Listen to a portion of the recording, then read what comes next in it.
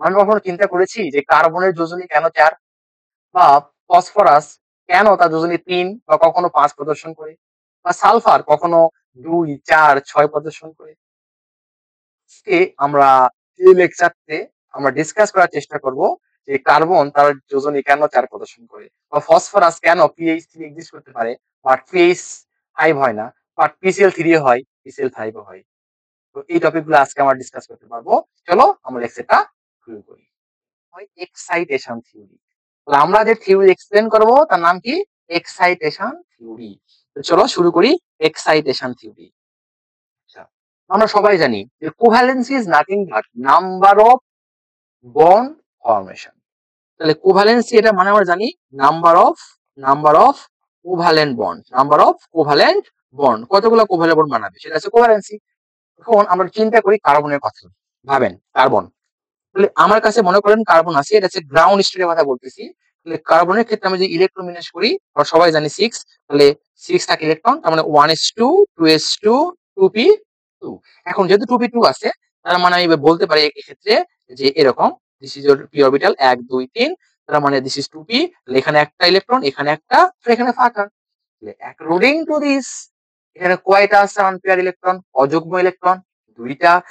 দুইটা মানে কি? দুইটা মানে এখানে দুইটা তার ভ্যালেন্সি শো করতে পারে, অর্থাৎ তার মানে দুইটা এখানে কোভ্যালেন্ট বন্ড বানাইতে পারে, টু কোভ্যালেন্ট বন্ড। তার মানে কার্বন দুইটাই বন্ড বানাইতে পারবে, ঠিক না? চারটা কেন হইতেছে? আমরা জানি কার্বন মানেই হচ্ছে যোজনী স্যার, কেন বলতেছি নাকি দুটা সেম জিনিস? তার প্রশ্ন হচ্ছে, তাহলে আমরা যদি বলার চেষ্টা করি তাহলে চারটা বন্ড কিভাবে বানাই? তুমি বলবা ব্যাপার হইলো এটা, এটা ব্যাপারই নাই, কি বলেন? আমরা কার্বনকে এক্সাইট করব, ঠিক আছে, এটাকে বললাম এক্সাইট স্টেট। এরপরে কি করবো? ইলেকট্রন বিন্যাস উড়াই দিব, দেন 2s এর ইলেকট্রন আমরা 2p নিয়ে যাবো। তার মানে এটা হচ্ছে আমাদের 2s, ঠিক আছে, একটা ইলেকট্রন এবার হবে 2p চলে গেছে যদি ইলেকট্রন, তাহলে 1 2 3, দিস ইজ হচ্ছে 2p, তাহলে 1 2 3। এখন দেখেন এখানে হচ্ছে 4 আছে, 4টা আনপেয়ার, ব্যাপার হলো এটা, 4টা আনপেয়ার মানে কি? এখানে হচ্ছে 4টা অ্যাটম আসতে পারে, তাহলে 4টা অ্যাটম মানে কি? 1 2 3 4, তার মানে 4টা 4 কোভ্যালেন্ট বন্ড। সো এবার কার্বনের যোজনী 4 প্রদর্শন করছে, প্রুফ। প্রশ্ন হচ্ছে এটা হলো কেমনে? এটা হলো কেমনে? যদি এটাই হয়, তুমি হিট করলে হয়ে গেল, যদি এটাই হয় তাহলে আসেন এবার এর ক্ষেত্রে ফসফরাস।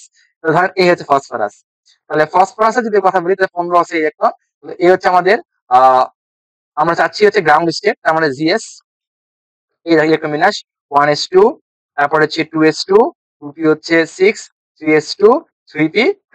তাহলে ব্যাপারই না, এই হচ্ছে আমাদের পি 1 2 3, তার মানে হচ্ছে এখানে আছে একটা ইলেকট্রন 1 2 3।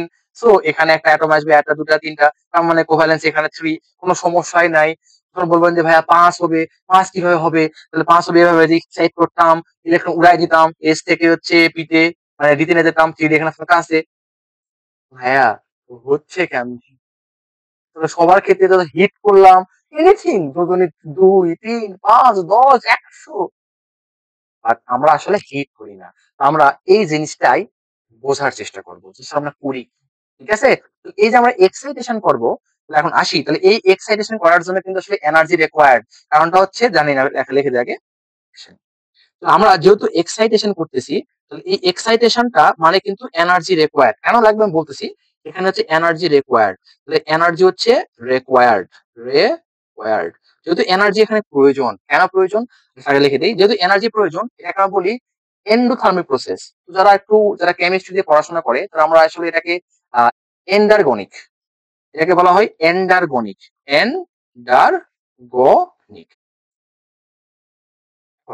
প্রশ্ন হচ্ছে তাহলে কেন এনার্জি প্রয়োজন? দেখেন খেয়াল করেন, আমরা যখন পড়ে আসছিলাম আগের লেকচারে, আমরা বলছিলাম যে এটা যদি 2s হয় তাহলে এর ঠিক উপরে থাকে কি? 2p, তাই না? তিনটা দিয়ে দিই এখানে, এখানে থাকে হচ্ছে 2p, right? This is 2p।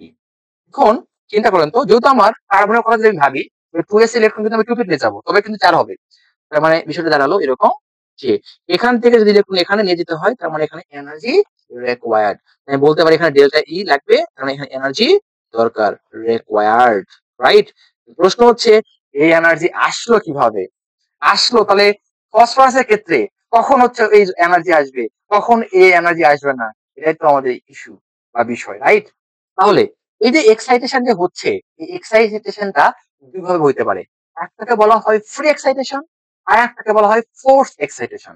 তাহলে আসেন এক্সাইটেশন।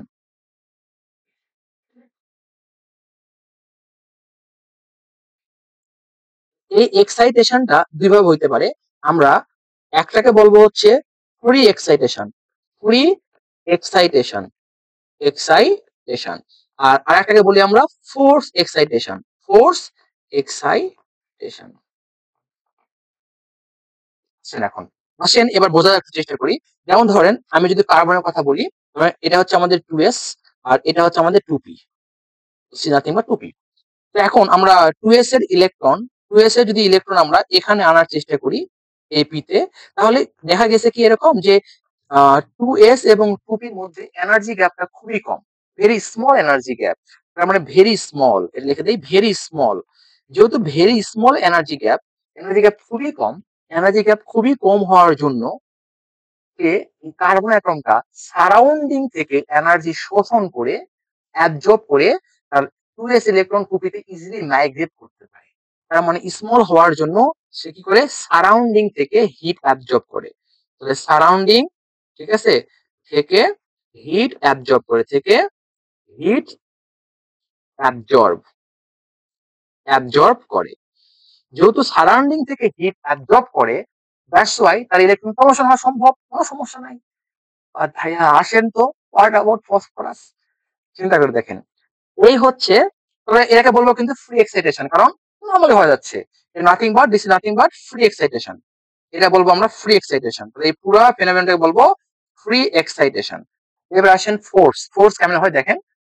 আমি মনে করি ফসফরাস আছে, তাহলে ফসফরাসের হচ্ছে এটা হচ্ছে আমাদের S, this is 3s, 3p উপরে, 1 2 3, দিস ইজ 3p।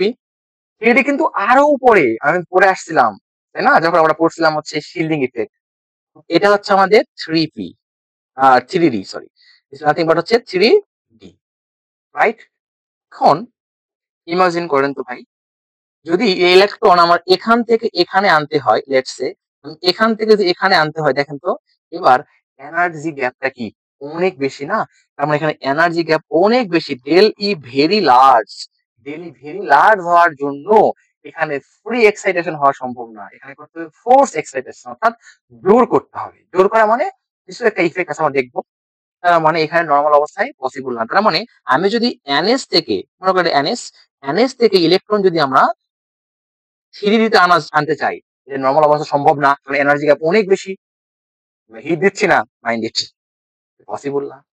আবার আমি যদি থ্রি থেকে যদি, সরি, আমরা যদি এই এনপি থেকে, মনে করেন এনপি, এনপি থেকে যদি আমরা এনডিতে, এনডিতে ইলেকট্রন, এনডি দেন, ঠিক আছে, এনডিতে যদি ইলেকট্রন আনার চেষ্টা করি, তাহলে এটাও পসিবল না।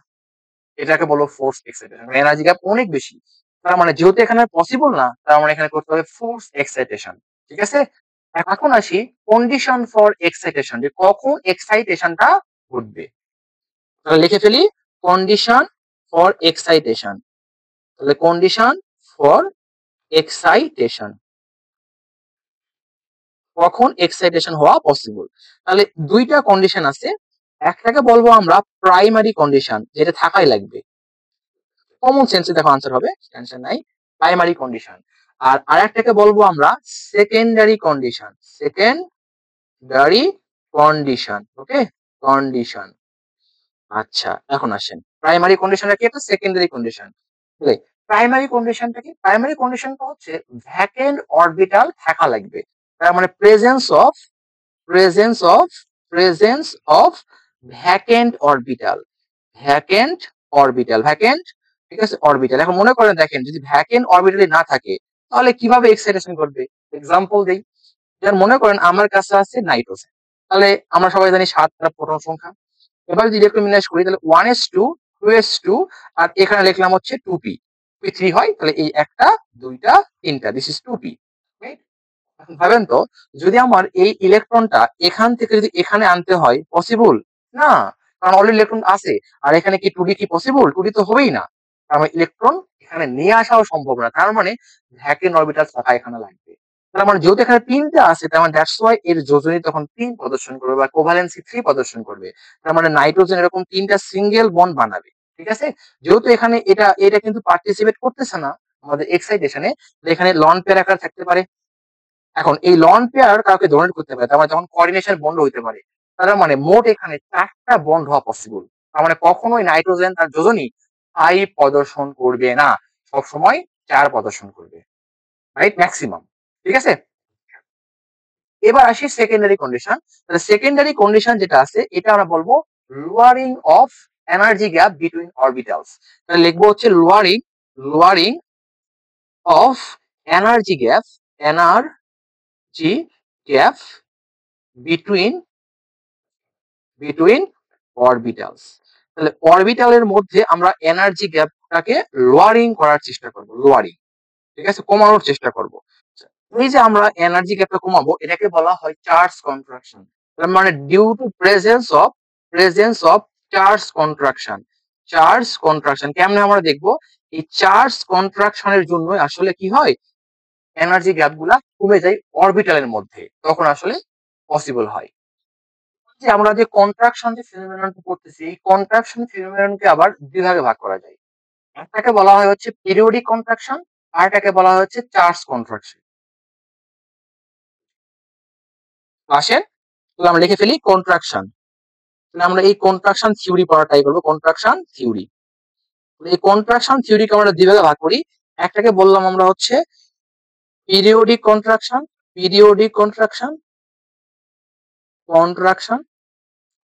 আচ্ছা, আর আরেকটাকে বলবো আমরা হচ্ছে চার্জ কন্ট্রাকশন। এই যে পিরিয়ডিক যে কন্ট্রাকশনটা আছে, এই পিরিয়ডিক কন্ট্রাকশনটা আসলে ন্যাচারাল প্রসেস আর কি, ন্যাচারালি হয়ে যায়। আমরা দেখবো নেক্সট ক্লাসে ওই যে অ্যামোটি, যে অক্সিজেন এবং নাইট্রোজেনের কেন আলাদা হয়, এটা আমরা দেখবো। অ্যামোটি ডায়াগ্রাম, মলিকুলার ডায়াগ্রাম কেন আলাদা হয়, ঠিক আছে, আমরা দেখবো, এটা দেখবো। এটা আনসারটা হচ্ছে পিরিয়ডিক কন্ট্রাকশন দিয়ে দেওয়া যাবে, আমরা দেখবো। আচ্ছা, আর চার্জ কন্ট্রাকশন যেটা আছে, এটা হচ্ছে ন্যাচারাল না, এটা হচ্ছে নন ন্যাচারাল, এটা হচ্ছে নন ন্যাচারাল। ঠিক আছে? তো আজকে আমাদের লেকচারটা আসলে এই চার্জ কন্ট্রাকশন নিয়ে আমরা ডিসকাস করার চেষ্টা করি। চার্জ কন্ট্রাকশন, তো আসেন আমরা ডিসকাস করি চার্জ কন্ট্রাকশন। Charge contraction ফিনোমেনন।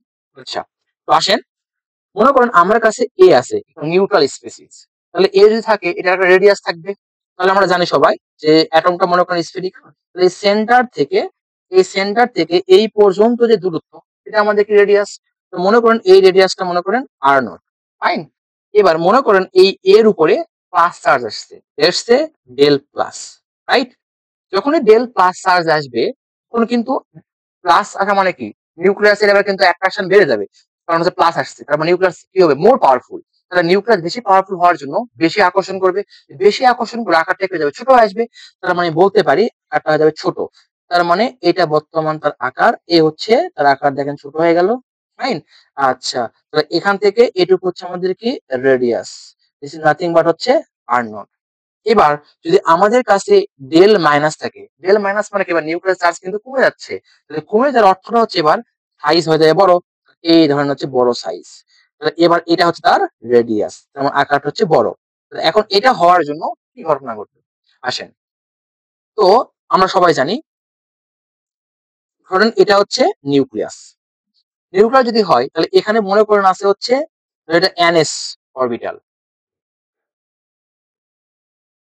আর এখানে মনে করেন আছে হচ্ছে এনপি, আর এখানে মনে করেন আমরা এনডি। এটা কিন্তু পড়ে আসছিলাম শিল্ডিং ইফেক্ট, যারা শিল্ডিং ইফেক্ট আমরা দেখি নাই বা জানি না, তারা আমাদের ভিডিওটা অবশ্যই দেখবে, শিল্ডিং ইফেক্ট। তো এটা হচ্ছে আমাদের এনএস, এনপি, এনডি, ফাইন। এখন চিন্তা করে দেখেন, যখন আমরা ডেল প্লাসের কথা চিন্তা করতেছি, ডেল প্লাস মানে কি, নিউক্লিয়াস মোর পাওয়ারফুল। তার মানে নিউক্লিয়াসের উপরে চার্জ বাড়বে। তার মানে চিন্তা করে দেখেন, তার মানে এটা হচ্ছে আমাদের নিউক্লিয়াস এবার মোর পাওয়ারফুল হয়ে গেছে নিউক্লিয়াস। এবার নিউক্লিয়াস মোর পাওয়ারফুল হওয়ার জন্য নিউক্লিয়াস কি করবে, মানে আকর্ষণ করবে ইলেকট্রনকে। এখন বলেন তো সবচেয়ে বেশি কোনটা আকর্ষণ ফিল করবে, সবচেয়ে বেশি কোনটা, এস, পি নাকি ডি? এখন তোমাদের আনসার হওয়া উচিত হ্যাঁ এস। কেন? কেন? কারণ এস অরবিটাল নিউক্লিয়াসের কাছে আছে, কাছে তারা বেশি আকর্ষণ হবে। তার মানে এস বেশি ভিতরে ঢুকবে।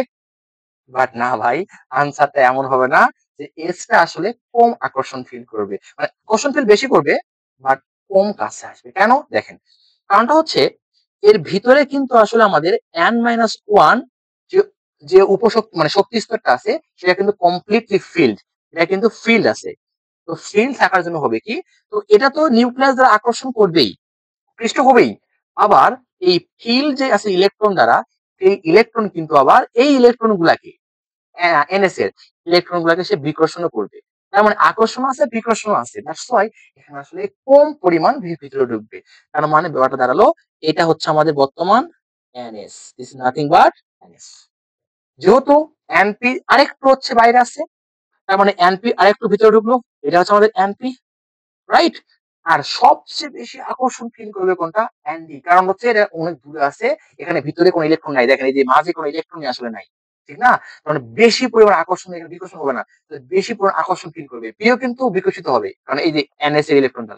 তার মানে খেয়াল করেন, তার মানে দাঁড়ালো যে এখানে ডি অরবিটালটা আরো বেশি ভিতরে ঢুকবে। তার মানে এটা হচ্ছে আমাদের ডি অরবিটাল, বর্তমান ভয়ঙ্কর লেভেলে দেখেন ঢুকে গেছে ভিতরে, দিস ইজ ডি অরবিটাল।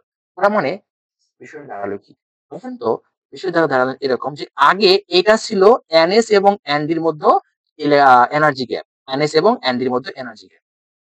এবার দেখেন তো যখনই আমরা ডেল প্লাস দিয়ে দিছি, এবার দেখেন এনার্জি গ্যাপ কি বাড়ছে না কমছে, অবশ্যই কমে গেছে।